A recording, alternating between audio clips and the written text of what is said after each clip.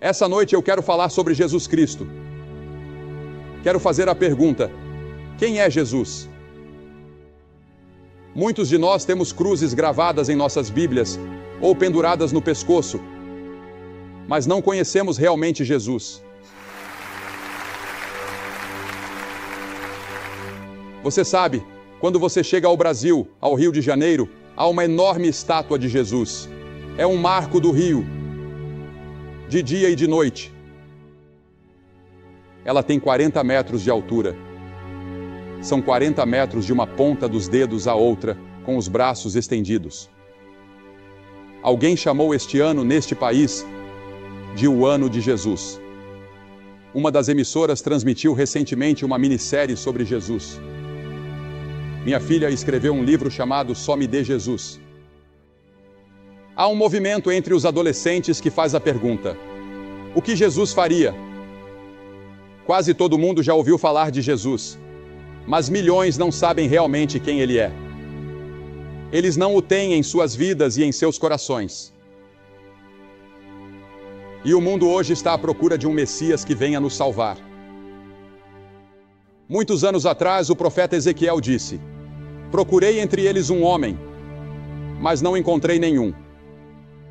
Em outras palavras, Deus estava procurando alguém sobre quem ele pudesse colocar sua mão, abençoar e usar. E ele não encontrou ninguém disposto a se render completamente e entregar sua vida a ele. O mundo hoje, se você ler os jornais e assistir aos telejornais, está correndo loucamente rumo, eu creio, ao Armagedon. Essa noite, no Oriente Médio, estão lutando de novo pelas mesmas coisas pelas quais lutam há centenas de anos. Tiveram reunião após reunião, trégua após trégua, tratado após tratado e promessas feitas por todos os lados. Mas de alguma forma, eles não conseguem parar de lutar. Veja, o homem é um fracasso moral. Deus é a nossa única esperança. Os planos de Deus. Os planos de Deus já estão formados e estão claramente declarados nas Escrituras. E à sua direita, no céu, está sentado um homem que foi desprezado, ignorado e rejeitado pelos homens quando veio à Terra pela primeira vez, e que ainda é rejeitado e ignorado pela maioria da raça humana. Deus prometeu que ele será o futuro governante do mundo. Ele irá destruir todo domínio, toda autoridade e poder. Está chegando o dia em que todo joelho se dobrará diante dele e toda língua confessará o seu nome. Este ano, 2000 depois de Cristo, o calendário que usamos todos os dias remonta ao nascimento de Jesus.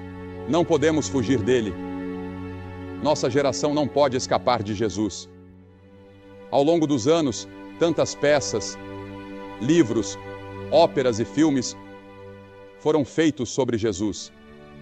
Em março e abril, as revistas Newsweek e US News and World Report publicaram reportagens de capa sobre ele.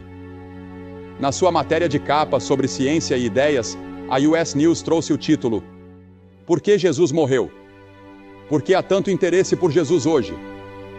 Essa é a pergunta que você tem feito? Quem é essa pessoa que fez mais para transformar a história humana do que qualquer homem que já viveu? Ele viveu apenas 33 anos. Sua jornada mais longa foi de menos de 160 quilômetros. Ele é apenas um herói popular ou um revolucionário? Ou ele é quem disse ser o Filho do Deus vivo? Quem é essa pessoa que exige que o chamemos de Filho de Deus e o sigamos até a morte? Sabemos que ele era um homem. Ele era completamente humano. Ele era o homem representativo. Ele era o homem por inteiro. Ele foi identificado e contado entre os transgressores. As Escrituras dizem 83 vezes no Novo Testamento que ele é chamado de Filho do Homem. Há muitos lugares nas Escrituras que nos lembram de sua humanidade. A Bíblia ensina que ele teve fome. A Bíblia ensina que ele estava cansado, na parte de trás de um barco ele dormia. Ele conheceu as alegrias da amizade. Ele foi mal compreendido e desprezado. Ele chorou no túmulo de um ente querido. Ele teve que lutar contra a tentação e suportar a decepção. Ele afirmou ser o único Filho de Deus antes que o mundo existisse ou antes que a raça humana existisse. Ele disse: no princípio era o Verbo, e o Verbo estava com Deus, e o Verbo era Deus. E Jesus disse: antes que Abraão existisse, eu sou. Com essas palavras, Jesus se separou de qualquer outra pessoa que já viveu. Em outras palavras, Jesus disse: antes que Abraão nascesse, eu sempre sou o eterno presente. Não há passado com Jesus e não há futuro com Jesus. Tudo está no sempre presente. E Ele está falando com você essa noite. E Ele está falando com todos nós, coletivamente e individualmente. Em Colossenses 1 diz: pois nele foram criadas todas as coisas que há nos céus e na terra, visíveis e invisíveis, sejam tronos, sejam dominações, sejam principados, sejam potestades. Tudo foi criado por Ele e para Ele. E Ele é antes de todas as coisas, e por Ele todas as coisas subsistem. Todo este estádio se despedaçaria se não fosse pelo fato de que é Ele quem o mantém unido. A declaração de Pedro em Mateus 16:16. Tu és o Cristo, o Filho do Deus vivo. Quando Ele veio a Belém, aquilo não foi o seu nascimento ou o seu começo. Ele já existia. Aquilo foi sua encarnação. Quando Jesus veio a Belém, não foi o lugar de sua origem, foi sua encarnação. E o Verbo se fez carne e habitou entre nós. Sabe, é interessante para mim que Jesus nunca pediu desculpas pelo pecado. Ele desafiou outros a provarem qualquer erro em seu pensamento ou em qualquer coisa que ele tenha feito. Como explicamos Jesus em comparação com qualquer outro indivíduo que já viveu? Como explicamos Jesus em relação a qualquer outra pessoa? Qual é a causa básica do ódio, da ganância, da luxúria, da guerra hoje, da injustiça racial e da divisão racial? Jeremias deu a resposta: o coração é mais enganoso que todas as coisas e desesperadamente corrupto. Quem o conhecerá? O rei Davi disse: em pecado me concebeu minha mãe. Eu nasci em pecado, disse Davi. Ele disse: fui formado na iniquidade. A Bíblia diz em Mateus 15 que do coração procedem maus pensamentos, homicídios, adultérios, prostituições, furtos, falsos testemunhos e blasfêmias. Eu acho que precisamos fazer algo a respeito das armas. Mas esse não é o verdadeiro problema. O problema mais profundo está em nossos corações. Pois do coração procedem maus pensamentos e homicídios,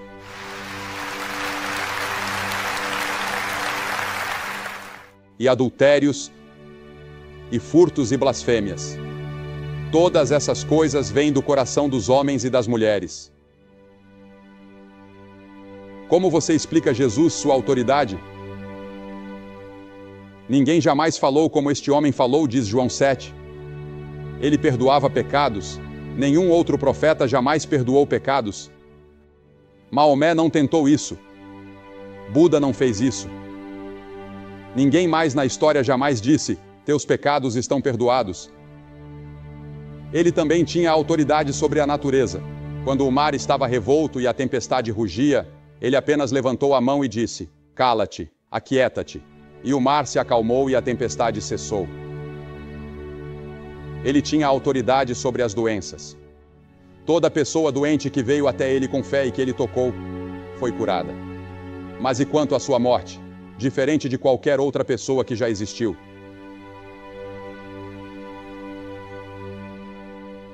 Veja, Jesus foi executado. Ele foi tratado como um criminoso. Ele levou sobre si os nossos pecados. Ele se fez pecado por nós, aquele que não conheceu o pecado. Você consegue imaginar uma pessoa sendo a própria encarnação do pecado? Foi isso que Jesus foi na cruz.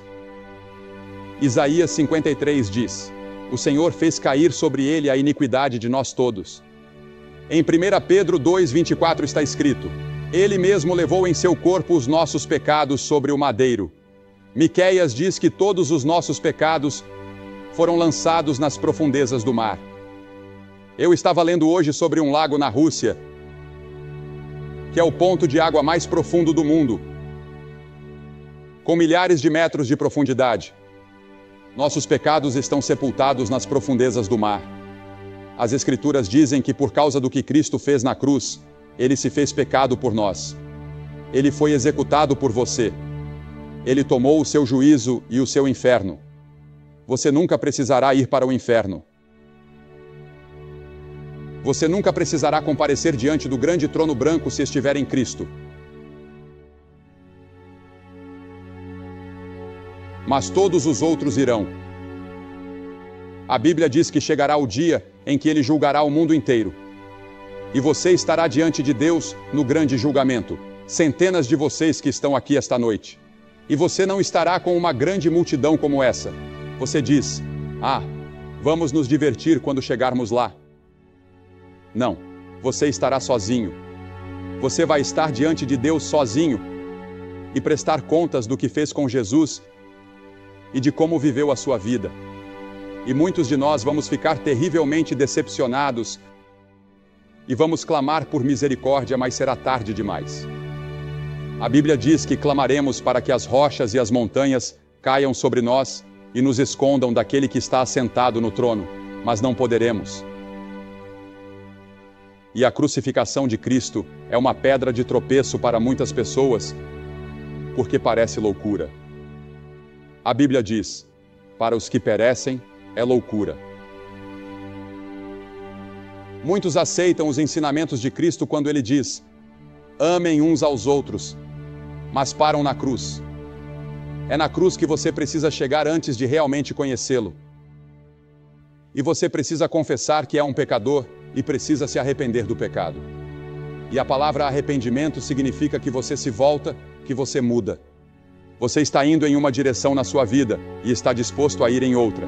Você diz: mas Billy, eu não tenho essa capacidade. Eu tentei mudar. Eu tentei melhorar, mas não consigo. Não, você não consegue. Mas Deus vai te ajudar se você se submeter a Ele e disser: Senhor, eu preciso da Tua ajuda. Eu preciso da Tua ajuda até para me arrepender. Eu preciso da Tua ajuda até para ter fé, para crer com o tipo de fé que eu devo ter. E você? E então há a ressurreição dele. A Bíblia diz que o levaram e o sepultaram após sua morte. Mas no terceiro dia, ele ressuscitou. E ele está vivo esta noite.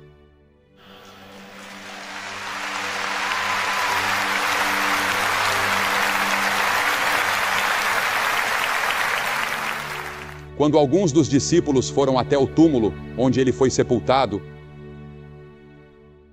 havia 2 homens ali, 2 anjos, que disseram: por que buscais entre os mortos aquele que vive? Ele não está aqui, ele ressuscitou. Jesus está vivo. E o que inspirou os discípulos a irem pelo mundo inteiro com o Evangelho foi a ressurreição.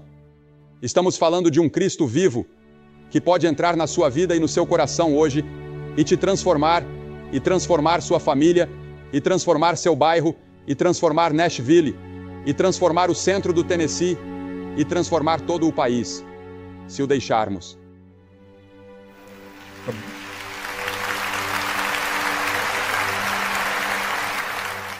A Bíblia diz que, se com a tua boca confessares o Senhor Jesus e em teu coração creres que Deus o ressuscitou dos mortos, serás salvo. Você precisa crer que ele não apenas morreu, mas que ressuscitou. Isso é metade. Uma metade é que você se arrepende. Você vem e diz: ó Senhor, eu sou um pecador. Me arrependo por ter pecado. Por favor, me perdoa e me ajuda a mudar. Mas então você precisa viver a vida. E ali o Cristo ressurreto está, através do Espírito Santo, para te ajudar a viver a vida depois que você veio a Cristo. Se Cristo não ressuscitou, então ele não é Deus. E a tremenda força na história permanece sem explicação. O apóstolo Paulo, no caminho para Damasco, estava perseguindo cristãos e matando cristãos. Ele odiava Jesus. E um dia houve uma luz brilhante, e ele caiu de joelhos e soube que era Jesus. E ele disse: Quem és tu, Senhor? Em Atos, capítulo 9.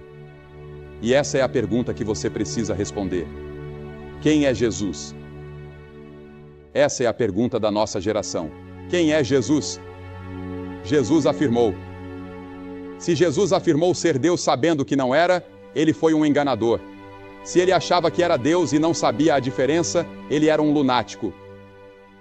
Jesus foi quem disse ser Deus manifestado em carne. Pense nisso. O Deus Todo-Poderoso, que criou as estrelas e os planetas e todo esse universo, e que sustenta tudo isso. Ele é aquele que quer entrar na sua vida e no seu coração hoje à noite de uma forma nova. Talvez você seja membro da igreja, talvez você tenha sido confirmado e batizado e feito todo o resto. Mas lá no fundo, você simplesmente não tem certeza. Você não tem certeza de que está pronto para se encontrar com Deus. Você não tem certeza de que escapará daquele grande julgamento.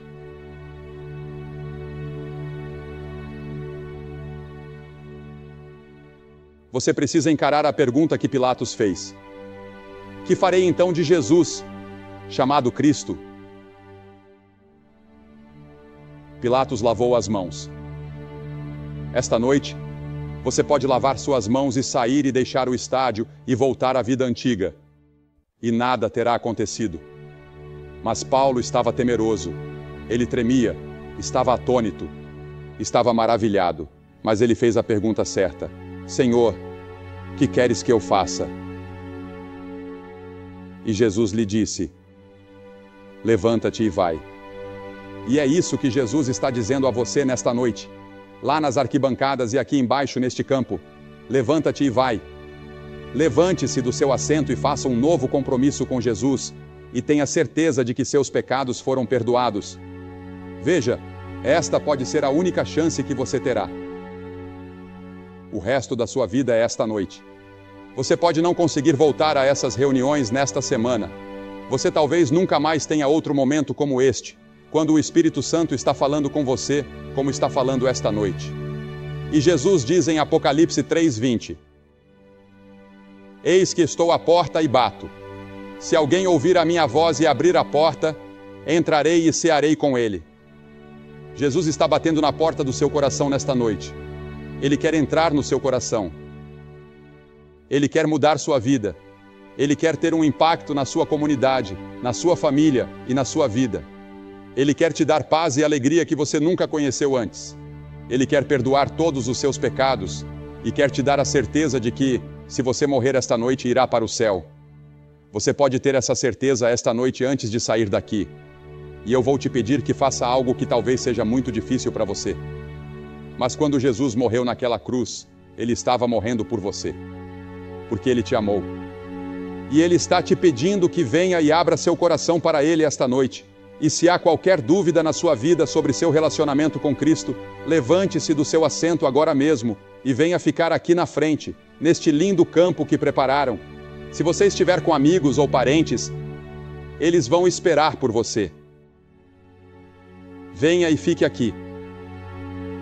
E eu vou dizer uma palavra para você e fazer uma oração com todos vocês e dar um material para te ajudar na sua caminhada nos próximos dias. Levante-se e venha agora. Homens, mulheres, jovens, centenas de vocês, apenas levantem-se e venham ficar aqui. É só isso. Por esse ato, você está dizendo a Deus: eu abro meu coração para Jesus, que morreu por mim e que ressuscitou e que está vivo esta noite. E Ele está batendo à porta do meu coração. Eu posso sentir isso. Levante-se e venha. Vamos esperar por você agora. Se você veio com um grupo, eles vão esperar por você.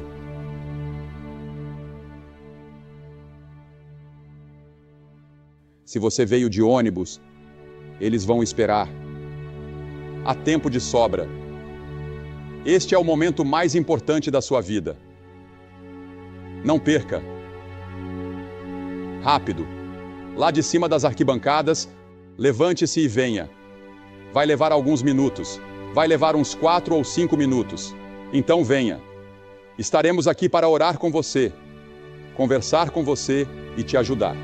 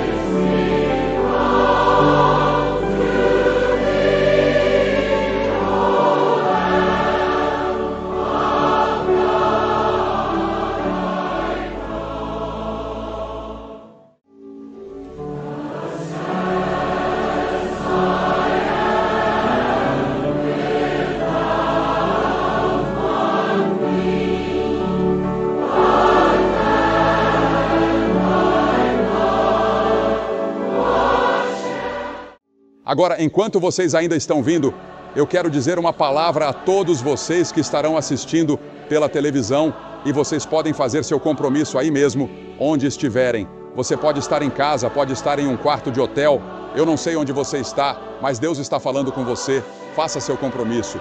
Ou você pode ligar para o número que está aparecendo na tela e há alguém pronto para conversar com você agora e orar com você. E nós vamos te enviar o mesmo material que vamos entregar para as pessoas que estão aqui esta noite. Você pode fazer seu compromisso. Faça agora.